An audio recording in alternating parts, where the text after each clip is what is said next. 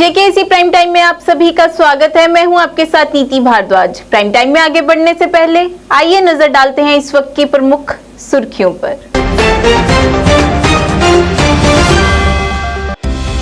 LG ने श्रीनगर से CRPF Bharat महिला बाइक अभियान को हरी झंडी दिखाकर किया रवाना। ये अभियान नारी शक्ति के त्याग और आत्मविश्वास का प्रतीक।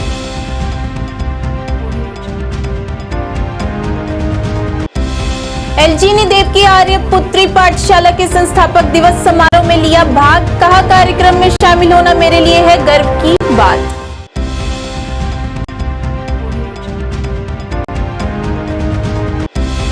Jammu Kashmir all party meeting का आयोजन रेडिसन ब्लू होटल में किया गया। सभी पार्टियों के अध्यक्ष रहे इस मौके पर उपस्थित और भाजपा की कड़ी आलोचना।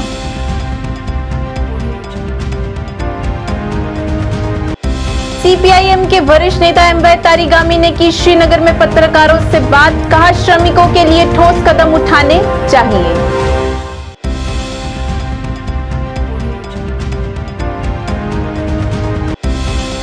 श्रीनगर में कैजुअल मजदूरों द्वारा किया गया विरोध प्रदर्शन। मांगे पूरी करने की गई अपील।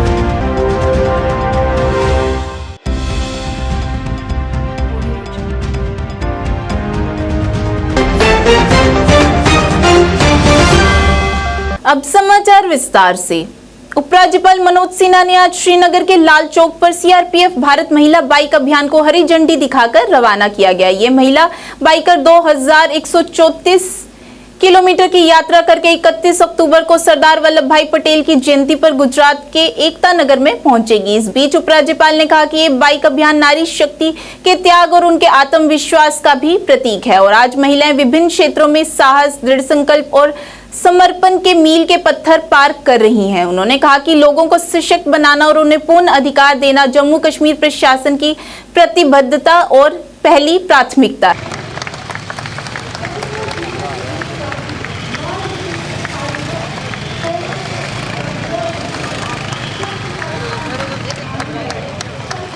भैया कैमरा दीजिए छोटा सा।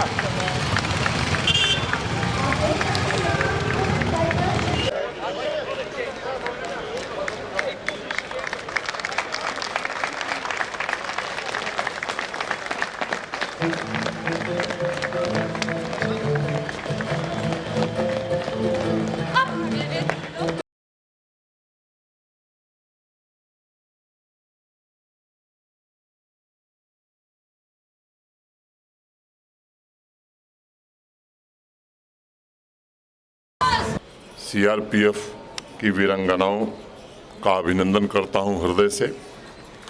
इस अवसर पर मैं कर्तव्य परायणता, त्याग, पराक्रम के प्रतीक सीआरपीएफ बल को भी हृदय से शुभकामनाएं देता हूं। कश्मीर से लेकर कन्याकुमारी तक, पहाड़ों, मैदानों, रेगिस्तानों से लेकर घने जंगलों तक में आंतरिक सुरक्षा सुनिश्चित करने तथा राष्ट्र प्रथम के संकल्प के साथ जुटे हुए सभी बहादुर जवानों का और अधिकारियों का भी मैं हृदय से अभिनंदन करता हूं। यशस्विनी मोटरसाइकिल अभियान देश की सभी महिलाओं की शक्ति, त्याग और अदम्य साहस का प्रतीक है। हमारी संस्कृति में शाक्त दर्शन में यशस्विनी को माँ दुर्गा का स्वरूप माना गया है और माँ दुर्गा, जिन्हें शिव से शूल, विष्णु से चक्र, अग्नि से शक्ति, मारुत से धनुष और बाण, इंद्र से वज्र, विश्वकर्मा से रत्न और ब्रह्मा से खड्ग प्राप्त हुआ है। इन ताकतों और ऊर्जा से सराबोर सीआरपीएफ की नारी शक्ति देश की रक्षा में अपनी जिम्मेदारियों का बखूबी निर्वहन कर रही है और उन तमाम कठिन परिस्थितियों में उन्होंने अतुलनीय शौर्य एवं साहस का परिचय सदैव दिया है। यह मोटरसाइकिल अभियान नारी शक्ति के त्याग, उनके नए आत्मविश्वास और संकल्प का भी प्रतीक है। मुझे बताया गया है इस अभियान में सीआरपीएफ की कुल 50 वीरांगनाएं शामिल हैं जो 25 मोटरसाइकिलों पर सवार होकर 40 जनपदों से गुजरती हुई 2134 किलोमीटर का सफर तय करते हुए 31 अक्टूबर को एकता नगर गुजरात में आयोजित होने वाले राष्ट्रीय एकता दिवस में शामिल होंगी। अभी मेरे पूर्व आईजी सीआरपीएफ ने बताया, शिलांग तथा कन्याकुमारी से भी सीआरपीएफ की वीरांगनाओं का मोटरसाइकिल दस्ता एकता नगर की यात्रा के लिए निकलेगा। मैं समझता हूं, अपनी निस्वार्थ कर्मठता, फौलादी दृढ़ता और कुशल संगठन शक्ति द्वारा देश को एकता के सूत्र में पिरोने वाले सरदार वल्लभ भाई पटेल को वीरांगनाओं की ये सच्ची श्रद्धांजलि होगी। सरदार वल्लभ भाई पटेल हमेशा हृदय की एकता की बात करते थे और आज़ादी के पश्चात 1948 की एक सभा में उन्होंने कहा था, भारत के सभी वीरों का यह कर्तव्य है कि वे देखें कि विकास की गति पीछे न जाकर आगे की ओर रहे। सरदार पटेल का यह दृढ़ विश्वास था कि यदि हमें दुनिया में अपना सम्मानजनक स्थान प्राप्त करना है तो ये केवल कहने से नहीं हो सकता, बल्कि इसके लिए हमें हर क्षण मेहनत करनी होगी। मुझे विश्वास है कि इस यात्रा से जो संदेश निकलेगा वह देश के लोगों को लगातार नई राह दिखाएगा और एकता अखंडता को मजबूत करने के लिए समाज के सभी वर्ग जरूर सामने आएंगे। मित्रों, बेटी बचाओ बेटी पढ़ाओ अभियान नारी शक्ति के गौरव को पुनर्स्थापित करने के लिए तमाम इन इनिशिएटिव के माध्यम से भारत के सम्माननीय प्रधानमंत्री जी ने आधी आबादी में एक नए प्रकार का आत्मविश्वास पैदा किया है। आज लगभग हर क्षेत्र में हमारी बच्चियां नई चेतना, नई उमंग, नए उत्साह और नए संकल्प के साथ अनेक बड़ी बड़ी उपलब्धियां हासिल कर रही हैं। एलजी ने देवकी आर्यपुत्री पाठशाला के संस्थापक दिवस समारोह में भाग लिया। इस कार्यक्रम की शुरुआत दीप प्रज्वलित कर की गई। इस मौके पर छात्रों द्वारा कई प्रस्तुतियां दी गई और उत्कृष्ट कोटि के कलाकारों ने भी अपनी प्रस्तुतियों से समा बांधा। इस दौरान अपने संबोधन में एलजी ने इस दिवस की बधाई देते हुए कहा कि देवकी आर्यपुत्री पाठशाला में उपस्थित होना बड़े गर्व और सम्मान की बात है।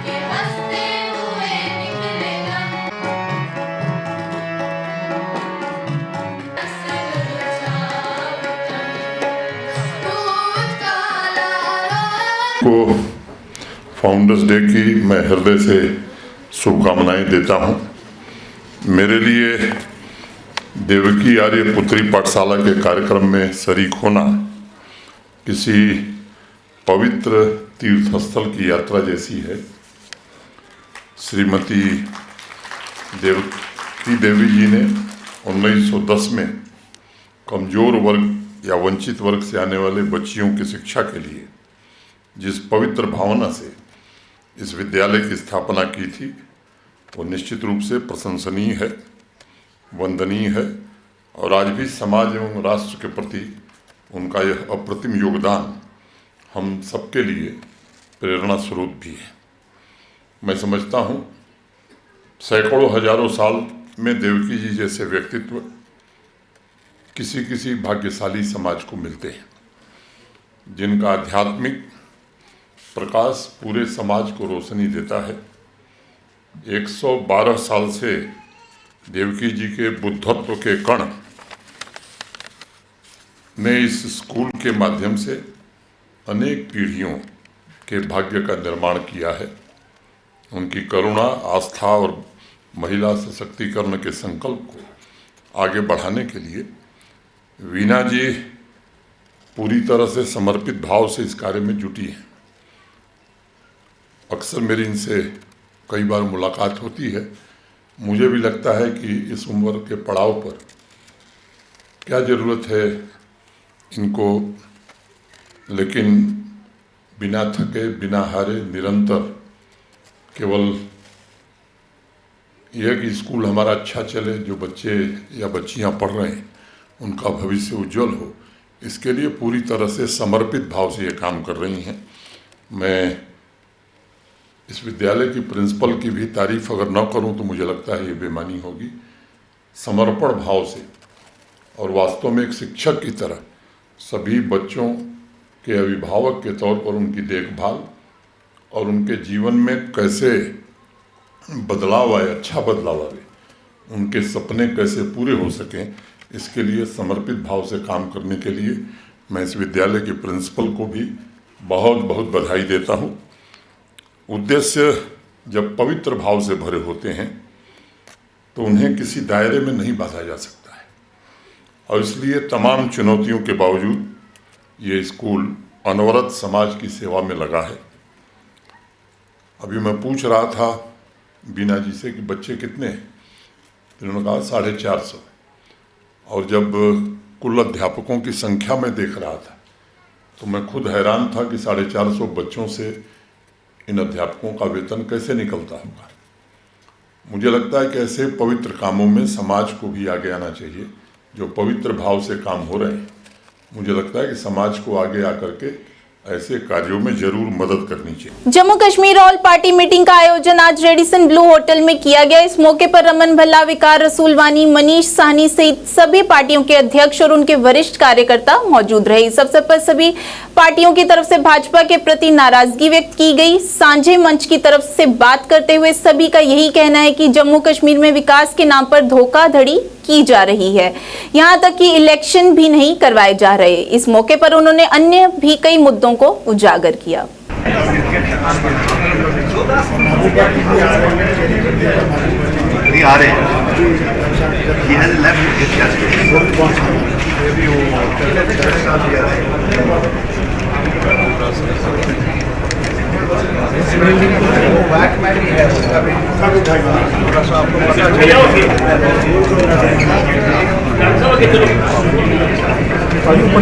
इस वक्त के हालात हैं उन पे बात होगी। एंड जो बार बार इलेक्शन कमीशन एक बहाने दूसरे बहाने गवर्नमेंट ऑफ इंडिया के कहने पर जो पोस्टपोन कर रहे हैं यहाँ पर, और जो इलीगली यहाँ पर एलजी शासन चल रहा है, because they don't have the mandate to rule like that without the mandate of the people. Constitution allow नहीं करता है उनको मेजर डिसीजंस लेने के लिए। सो उस बारे में बात होगी। सुप्रीम कोर्ट के में 370 के मामला क्या हुआ, उसकी आइंदा क्या कार्रवाई रहेगी, उसके बारे में बात होगी। और आइंदा का लाए अमल, बेसिकली जो इंडिया का जिस तरीके से आपका इंडिया का बना है बाहर पूरे मुल्क में जो एक पैकेज बना है, उसको जम्मू कश्मीर में किस तरह लागू किया जाएगा, that will be the matters that will be discussed in this, hopefully that will be the agenda. Parliamentary चुनाव हो सकते हैं लेकिन असेंबली इलेक्शंस नहीं हो सकते जम्मू कश्मीर के अंदर। चाहे पार्लियामेंट्री चुनाव हो, असेंबली हो, आपका म्यूनसिपैलिटी हो, पंचायत हो, वी विल इंश्योर। और हमको लगता है कि जम्मू कश्मीर के बाशिंदे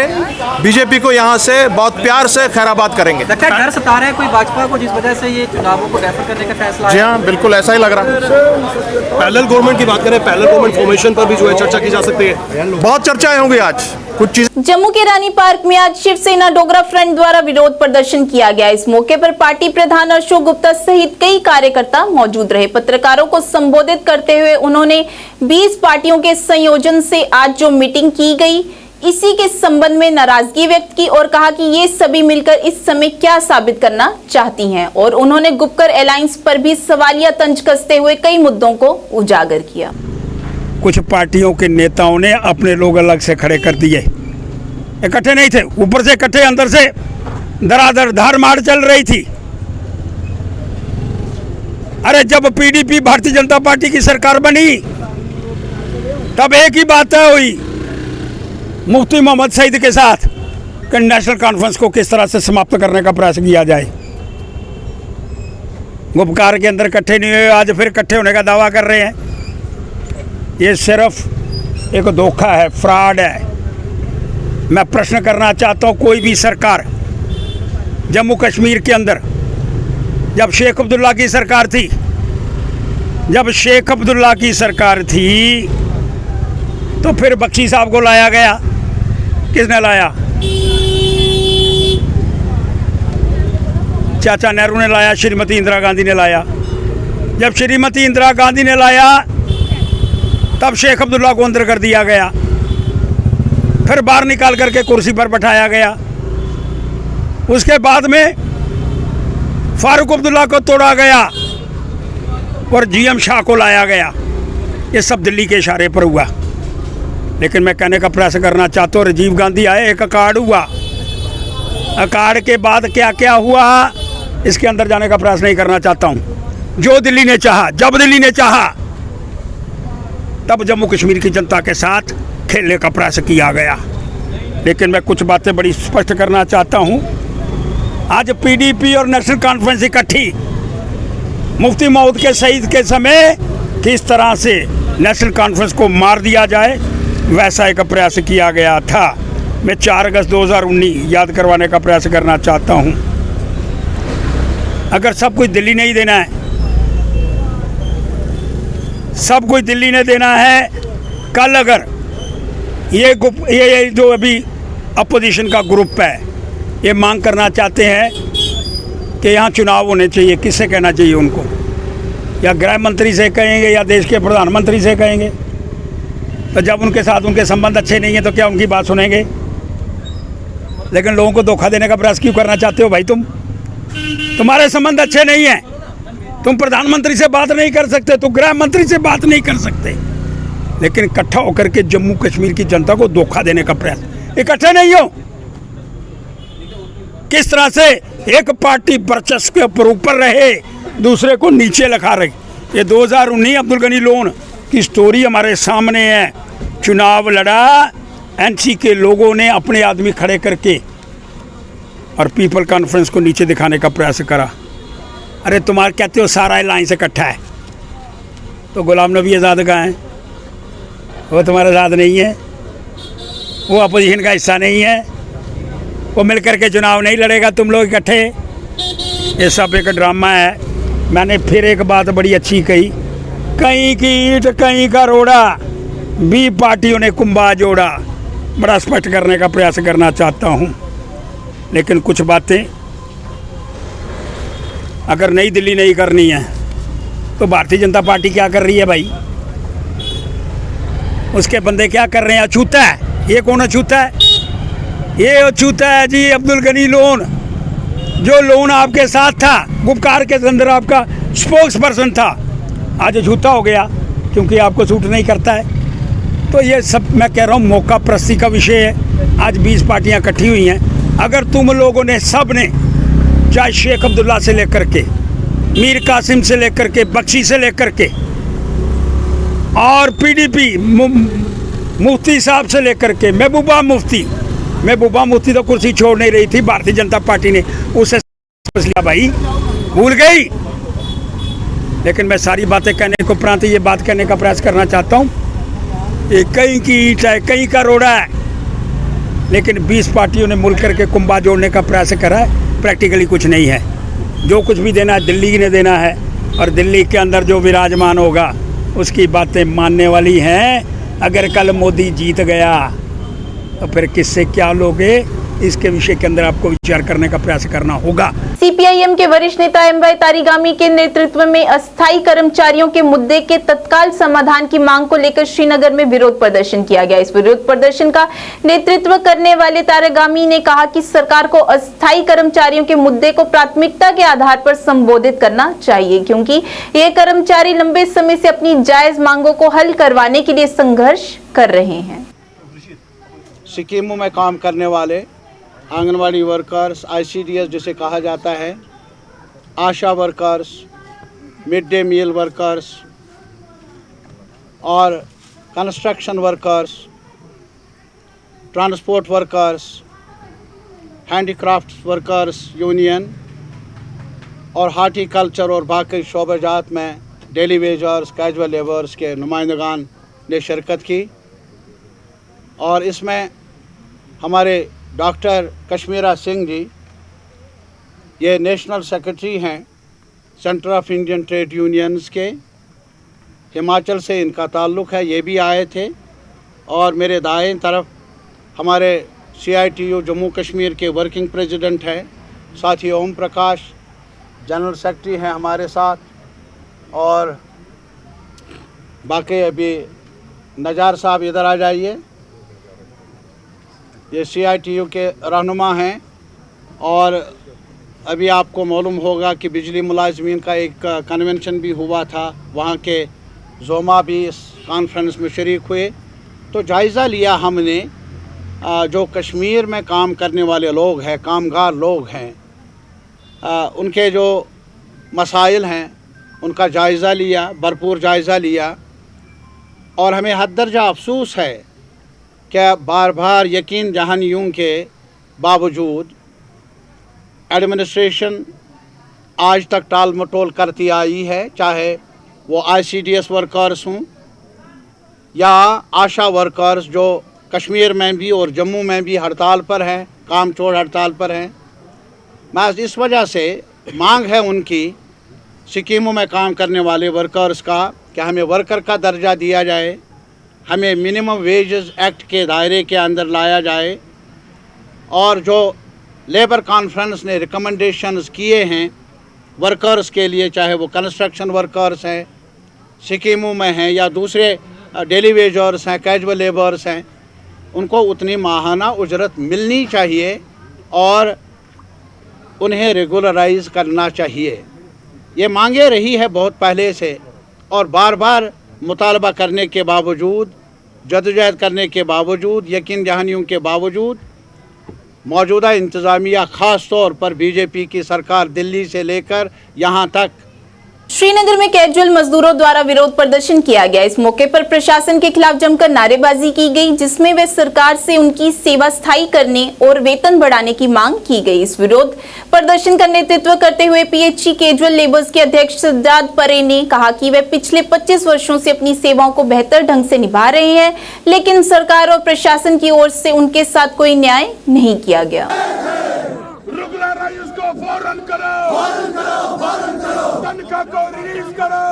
लेके और अपनी मुतालबात की हौसलियाबी का मुतालबा कर रहे हैं। हमें कोई और शौक नहीं है सड़कों पर आकर एहतजाज करने का, धरना करने का। हम हड़ताली सियासत में यकीन नहीं रखते हैं, लेकिन हमें पिछले 2 महीने से तनख्वाह वागुजार नहीं की गई। नतीजतन जो casual labours, daily wagers, ITI workers, land owners जो हज़ारों के तादाद में है, उनके अहल फाकशी के शिकार है, कसम पुरसी की हालत में ज़िंदगी बसर कर रहे हैं। और दूसरी बात यह है कि लोकसभा 2024 के हवाले से, इलेक्शन कैंपेन करने के हवाले से वज़ीर आज़म साहब जम्मू कश्मीर आ रहे हैं, वज़ीर दाखिला साहब जम्मू कश्मीर आ रहे हैं। उनसे हम उनके वादे याद दिलाना चाहते हैं। उन्होंने ऐलान किया था 5 अगस्त 2019 के बाद कि यहाँ के छोटे दर्जे के मुलाजमीन के साथ इंसाफ किया जाएगा, मिनिमम वेज एक्ट का इतलाक होगा, रेगुलराइजेशन अमल में लाई जाएगी। 5 साल गुजर गए, अभी तक उस मिनिमम वेज एक्ट का कोई नाम निशान नहीं है। यहाँ की बीजेपी यूनिट ने एक कमेटी तश्कील दी डेली वेजर्स की रेगुलराइजेशन के हवाले से। उस कमेटी ने जम्मू में लोगों के साथ बात की, यहाँ पे बात की। वो रिपोर्ट उन्होंने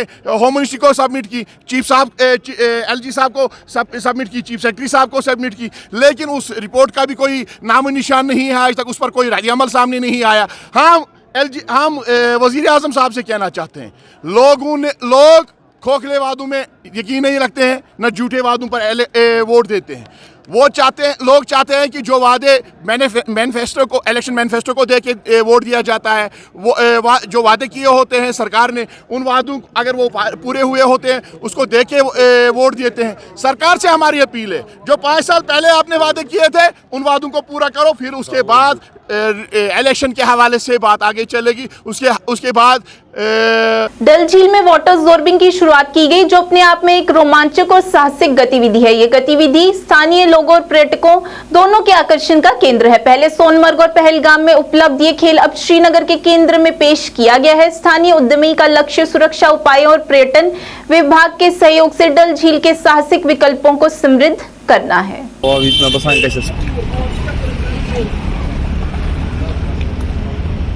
बच्चे भी वुनकस मा कि वुनकस यात्रा चैटस में हमारी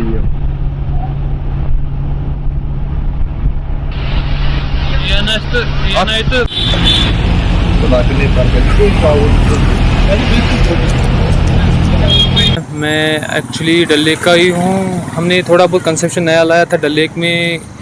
ये तो चल रहा था, सोनमर्ग में चल रहा था, मानसबल में हमने कुछ कोशिश की हम डल लेक में भी चालू करें, इधर की भी थोड़ा बहुत हमारा रोज़गार भी चल सके।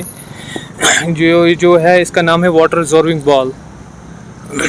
ये बच्चों के लिए एंजॉय के लिए है, बड़े भी एंजॉय करते हैं, हर कोई इसमें एंजॉय करता है।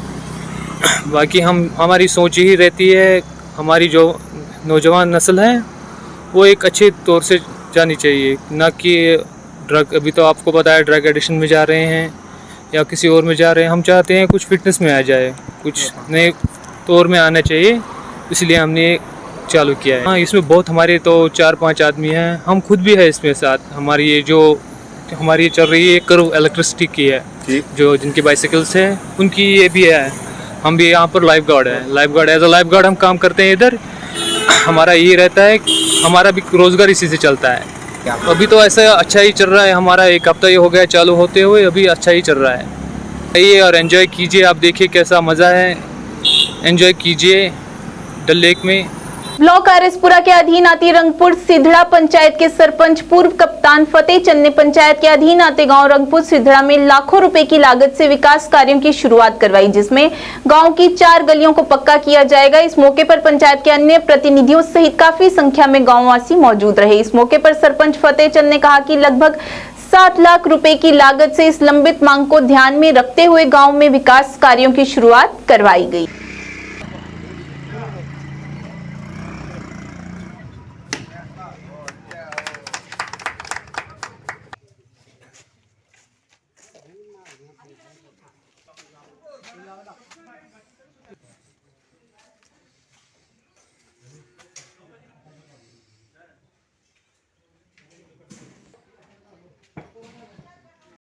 रंगपुर सिद्धरे पंचायत रंगपुर सिद्धरे में जो गली का काम शुरू किया गया है, ये गली जो काफ़ी समय से डैमेज थी, टूटी हुई थी, और हमारे जो साथी हैं इधर गाँव वालों की काफ़ी समय से पुरानी डिमांड थी।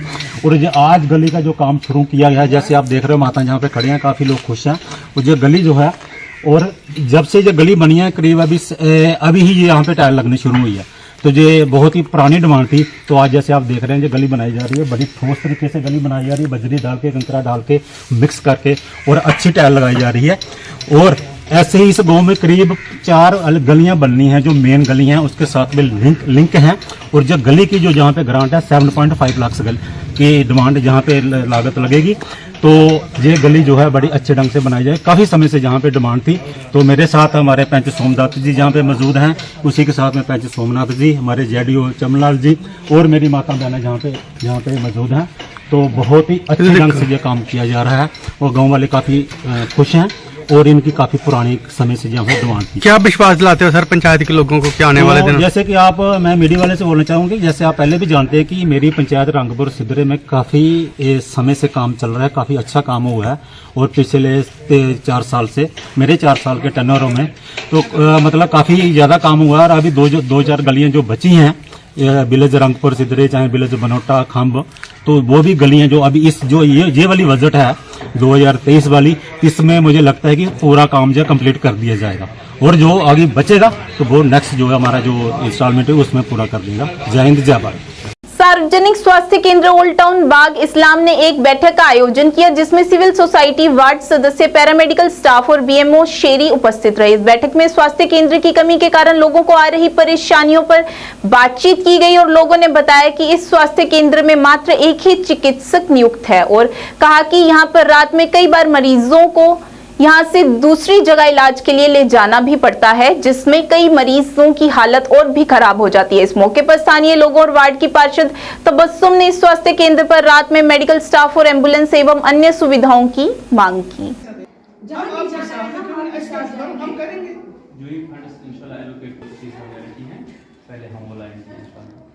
आई थी, उसका ड्राइवर भी था, एम्बुलेंस भी थी, और पता नहीं वो डॉक्टर का वो कहाँ गया, वो एम्बुलेंस वाला कहाँ गया, वो एम्बुलेंस कहाँ इन्होंने रखी, हमको पता ही नहीं है उन्होंने कहाँ रखा है। वो हम यहाँ परेशान हुए। हम जब यहाँ आते हैं, यहाँ जो मेरे ओल्ड टाउन वाले हैं, खासकर जो मेरा महला है यहाँ पे, ये लोग बेचारे सफ़र कर रहे हैं, क्योंकि इनको रात को जाना पड़ता है, पार कांडबाग जाना पड़ता है, क्योंकि हर एक के पास गाड़ी नहीं होती है। गरीब बेचारे यहाँ रहते हैं। यहाँ कोई मतलब कोई चीज़ ही नहीं है, यहाँ पे कोई डॉक्टर ही नहीं। यहाँ ये 3 बजे 4 बजे ये बंद होता है हॉस्पिटल। यहाँ कोई नहीं होता है रात को, ना यहाँ कोई स्टाफ होता है, ना यहाँ कोई डॉक्टर हो। इसलिए मेरी यही डिमांड है कि यहाँ हमको रात के लिए 9 को हमको ये डॉक्टर दे। और स्टॉप भी दे, क्योंकि जो यहाँ लोग हैं ओल्ड टाउन वाले ये सफ़र कर रहे हैं बेचारे गरीब लोग, इनको पार जाना पड़ता है। रात को लाया था, आज वो ना यहाँ वो ड्राइवर है ना वो एम्बुलेंस है, यहाँ पे पता नहीं इन्होंने कहाँ रखा है। अब मैं डीसी मैम मेरी बहन है, मैं उसको भी रिक्वेस्ट करती हूँ कि वो आए, वो देखे यहाँ पे बड़ी परेशानी है, बड़ी प्रॉब्लम में है ये लोग जो यहाँ रहते हैं ओल्ड टाउन वाले। हमने इसीलिए यहाँ पे ये हॉस्पिटल रखा था क्योंकि ये लोग बेचारे जो है यहाँ पे ये सफ़र ना करें, इनको राहत मिले, लेकिन ये बेचारे तो परेशानी हो गए इस हॉस्पिटल से। इसलिए मेरी यही मांग है कि हमको यहाँ जो रात के लिए यहाँ कोई डॉक्टर नहीं रहता है कि यहाँ रात को डॉक्टर रहे। तो 2-3 महीने 4 महीने पहले यहाँ पे डॉक्टर हुआ करे जेएमसी की तरफ से। जी जी, उन्होंने वो वापस लिया, फिर पता नहीं उनको क्या बात हुई उस वक्त। हाँ, मिलती थी सहूलियत उस वक्त। वो अच्छा यहाँ अच्छा स्टॉप भी था, एम्बुलेंस भी इन्होंने रखी थी, ड्राइवर भी यहाँ इन्होंने अच्छा था। सब यहाँ आए थे। जेएमसी से हमने मैडम से रिक्वेस्ट की थी कि प्रिंसिपल मैडम से हमने पहले उसके साथ यहाँ पर मीटिंग हुई, हमने उसको रिक्वेस्ट किया था कि जो यहाँ ओल्ड टाउन का ये हॉस्पिटल हमारे यहाँ बना हुआ है इसमें स्टाफ होना चाहिए, लेकिन उसने माना कि हाँ हम 2-4 स्टाफ भेज देंगे यहाँ पर, एमडी कुछ डॉक्टर साहिबान हैं जो हम यहाँ भेज देंगे। अल्लाह का शुक्र था कि उसने भेजा, 2-4 महीना काम हुआ, बहुत अच्छा पेशेंट फ्लो हुआ। 30 से लेकर 150 तक पेशेंट यहाँ डेली डॉक्टर साहब देखते थे। डॉक्टर मोहम्मद यूसुफ था, गैस्ट्रोएंटरोलॉजिस्ट, जनरल मेडिसिन का भी डॉक्टर था, एंडोक्रिनोलॉजिस्ट भी डॉक्टर थे, वो यहाँ पर बहुत अच्छे काम करते थे। लेकिन बदकिस्मती से पता नहीं उसका क्या हुआ, उनको वापस जेएमसी बुलाया गया है। तो अब आप चाहते हो कि वो ऐसे हुआ? हम ये चाहते हैं कि यहाँ पर ये जो ओल्ड टाउन का ये जो हॉस्पिटल है इसमें डॉक्टर साहिबान होने चाहिए। यहाँ जो पेशेंट फ्लू है ये बहुत अच्छा पेशेंट फ्लू, क्योंकि हमारे को दूर जाना पड़ता है, जेएमसी बहुत दूर पर है, वहाँ पेशेंट फ्लू ज़बरदस्त है, रश भी काफ़ी है। अगर हमारे पास यहाँ डॉक्टर साहब होते तो हमारी परेशानी दूर हो जाती। देखिए, आज की जो ये मीटिंग है ये जन आरोग्य समिति, इसमें मेंबर्स होते हैं, इसमें डॉक्टर से लेकर बीएमओ भी होता है, वार्ड मेंबर भी होता है, और जो यहाँ की लोकल बॉडीज़ हैं, सिविल सोसाइटी हैं, वो मेंबर्स होते हैं। और इसमें यही डिस्कशन होता है कि हॉस्पिटल प्रॉपरली फंक्शन कर रहा है, इंफ्रास्ट्रक्चर वगैरह इसका कैसा है, और इसी का रिव्यू लिया जा रहा है इस मीटिंग में। डॉक्टर जो पोस्टेड हैं वो ये हैं डॉक्टर पाकिज़ा। तो स्टाफ की कमी थोड़ी बहुत सी हैं, वो हमने बीएमओ सर से ऑलरेडी डिस्कस किया है, उन्होंने एश्योर किया है कि वो इसको देख लेंगे।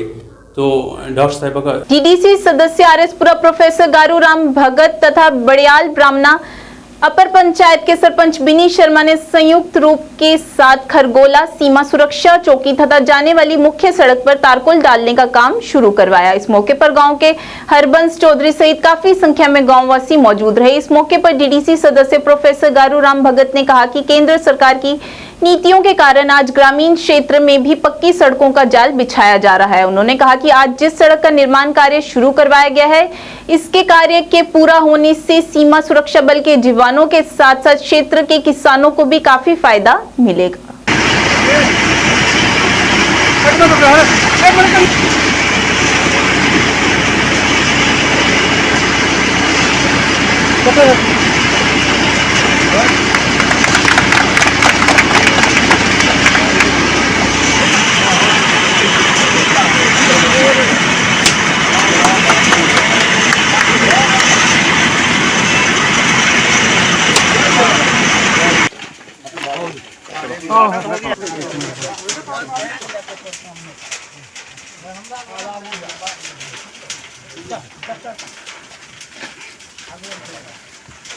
वो भी भेज जाएगी। उसके बाद 2 किलोमीटर साड़ी पंचायत पैनी है, वीरवार या शुक्रवार असी शुरू कराना है, जिहदी देख डीडीसी की देख रेख असी 2 किलोमीटर लोग सैंक्शन कराई सी, जिहदे साढ़े 8 लिंक हैं, 5 लिंक साढ़े देरी हैं, उसके बाद 3 लिंक बड़ियाल ब्राह्मण विच हैं। उसके बाद एक डीडीसी दे अगे असी रिक्वेस्ट की सी, साढ़े इत्थे जेजेएम के तहत 5 करोड़ 61 लाख का एक प्रोजैक्ट लग्या, जिहदे 1 लाख गैलन की एक टैंकी होनी है, एक 75,000 गैलन की एक टैंकी है।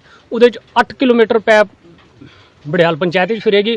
उस तो बाद डोर टू डोर हर घर जल, जैसे माननीय प्रधानमंत्री जी का एक आश्वासन है कि हर घर है, उसके लिए बहुत परेशानी होती थी जब रोड नहीं बनने से। तो आज ये रोड बना है, तकरीबन 1 किलोमीटर रोड है और इस पर 30-35 लाख रुपए की लागत जो है वो आई है। तो इसी के साथ जैसे हमारे सरपंच साहब बिनी शर्मा जी, इनकी पंचायत में इन्होंने काफ़ी मेहनत और लगन से अपनी पंचायत में काम करवा रहे हैं। और जितने भी रोड कनेक्टिविटी के जितने काम थे उनको बड़े अच्छे ढंग से यहाँ पे हम एक दूसरे के साथ मिलकर ये काम कर रहे हैं। और पहले भी यहाँ प्रेम नगर और दूसरी जो हमारी बस्तियाँ थी, बड़ियाल ब्राह्मणा पंचायत अपर और बड़ियाल ब्राह्मणा पंचायत लोअर, वहाँ पे रोड के काम हुए हैं। और भी परसों भी हम शुरू कर रहे हैं यहाँ काम।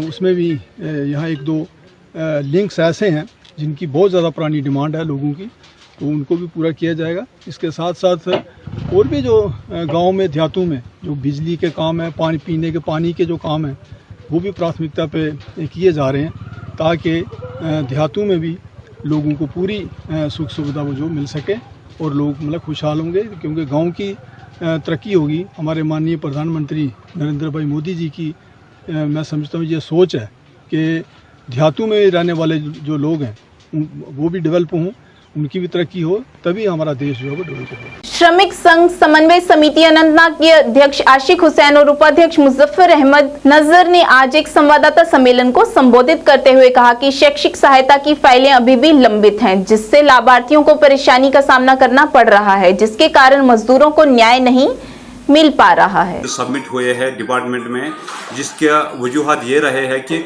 वो लेबर की कोई फॉल्ट है नहीं, उसमें गलती एजुकेशन डिपार्टमेंट की भी है, क्योंकि उन्होंने अभी तक भी प्रोवाइड नहीं किया है मार्क्स कार्ड, या अभी कुछ बच्चों ने एडमिशन भी नहीं किया है और इधर से लास्ट डेट हो चुका है। तो मेरे ख्याल से मजदूर लोगों के ऊपर जुल्म है, क्योंकि एडमिनिस्ट्रेशन को पहले ही सोचना चाहिए था कि एजुकेशन के साथ हम किस तरह की मीटिंग करेंगे, और ताकि सही टाइम पर उनको मार्क्स कार्ड भी मिलते और उनका एडमिशन भी होता, उसके बाद उनको ये डेट एक्सपायरी करना था। इसलिए हमारी रिक्वेस्ट है खासकर एडवाइज़र साहब से या सीओ साहब जो हमारा सेक्रेटरी है इसके साथ, उसको हम कमिश्नर सेक्रेटरी साहब है उसको हम रिक्वेस्ट करते हैं, क्योंकि अभी तक आधे ही एजुकेशन फाइलें सबमिट हुए हैं।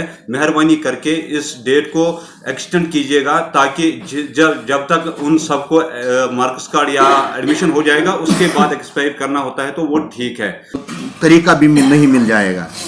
तो इसलिए हम गुजारिश करना चाहते हैं मास्टर कार्ड जो है इसको हुकूमती सतह पर इसको लागू किया जाए, पूरे J&K में उसको लागू किया जाए ताकि लोग लौटने से बच जाएं। तो इसका सबसे बड़ा जो फायदा जो मिल रहा है, सबसे बड़ी जो कारकर्दगी है वो जमीर साहब हैं।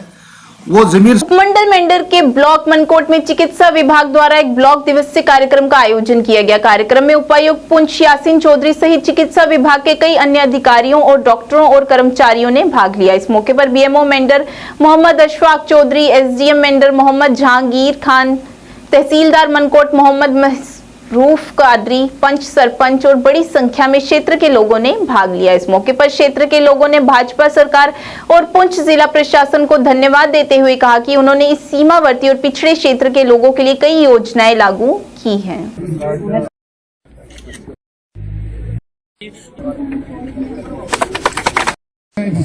तो लिंक किया गया वो आपकी जिम्मेदारी है। एक बहुत बड़ा ये मेला था जिसमें पूरी एडमिनिस्ट्रेशन आई हुई थी, और सबसे पहले मैं अपने prime minister honourable prime minister का शुक्रिया अदा करता हूँ कि वो 500 ब्लॉक में से एक ब्लॉक मनकोट भी था जो हमारे डिस्ट्रिक्ट पुंछ का, और ये रियली ये डिजर्व करता था।